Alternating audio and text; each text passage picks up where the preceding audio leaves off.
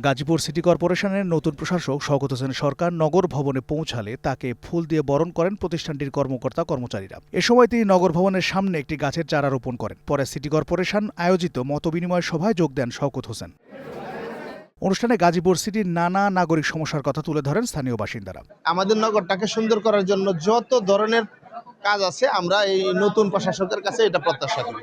গাজীপুরকে একটি আধুনিক গ্রিন এবং ক্লিন সিটিতে রূপ নেবেন, মাদক সন্ত্রাস চাঁদাবাজিগুলো নির্মূল করবেন। শওকত হোসেন জানান, গাজীপুরকে সবুজ নগরীতে পরিণত করতে ব্যাপক গাছ লাগানোর পরিকল্পনা রয়েছে। এছাড়াও অবহেলিত এলাকাগুলোতে রাস্তাঘাট নির্মাণ ও মশক নিধনে কার্যকর ভূমিকা রাখার প্রতিশ্রুতি দেন তিনি। একটি পরিষ্কার পরিচ্ছন্ন গাজীপুর সিটি কর্পোরেশন হিসাবে গড়ে তোলার জন্য কাজ করব।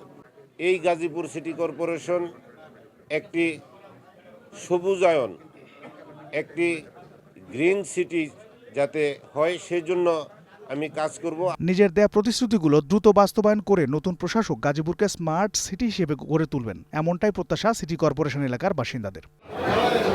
জাফর আহমেদ শিমুল, গ্রিন নিউজ ডেস্ক।